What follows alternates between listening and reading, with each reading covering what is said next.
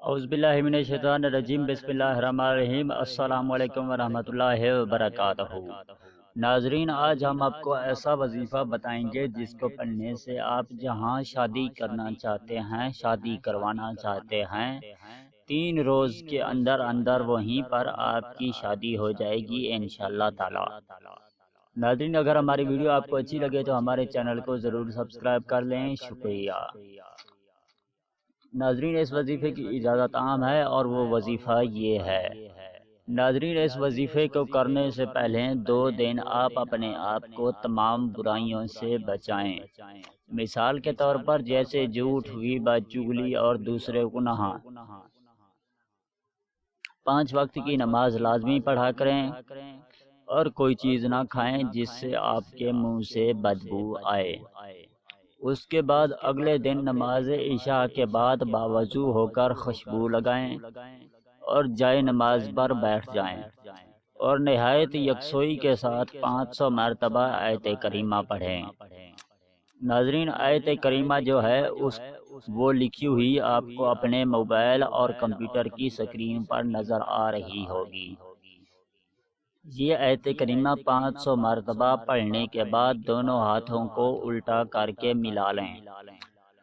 جیسے دعا مانگتے ہیں اسی طرح ہاتھوں کو ملانا ہے۔ ہاتھوں کو منہ کے قریب کر کے اس گھر کی طرف پھونک مار دیں جہاں آپ شادی کروانا چاہتے ہیں۔ پھونک مار دیں۔ اس کے بعد بارگاہ الہی میں رو رو کر دعا مانگیں۔ ایک ہی چلے سے ایک ہی مرتبہ یہ عمل کرنے سے انشاءاللہ آپ کو کامیابی حاصل ہوگی، ورنہ دوسرے یا تیسرے چلے کے بعد وہ خود ہی رشتہ لے کر آپ کے گھر حاضر ہوں گے۔ یہ عمل نہایت ہی مجرب اور آزمودہ عمل ہے، باقی آپ خود کو یقین آ جائے گا۔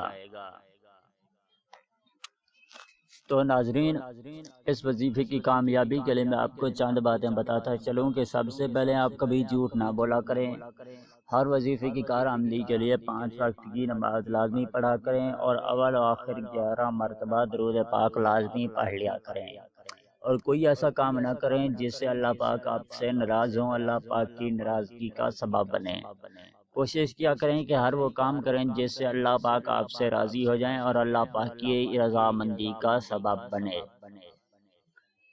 اور دوسری بات یہ کہ ہر وظیفہ کرنے سے پہلے کوشش کیا کریں کہ کچھ صدقہ اور خیرات ضرور دیا کریں، اور ہر وظیفے کی کامیابی کے لیے پاک صاف رہنا بہتر ہے۔ پاکی کی حالت میں ہر وظیفہ کیا کریں، ناپاکی کی حالت میں کوئی وظیفہ نہ کیا کریں۔ تو ناظرین، اس ویڈیو کو دیکھنے کا بہت بہت شکریہ۔ ناظرین، اپنا بہت سارا خیال رکھیے گا اور اپنے ماں باپ، بہن بھائیوں، تمام فیملی کا بھی خیال رکھیے گا۔ تو ناظرین، اس ویڈیو کے ساتھ ہمیں اجازت دیجیے، ملتے ہیں کسی اور ویڈیو کے ساتھ، تب تک کے لیے اللہ حافظ۔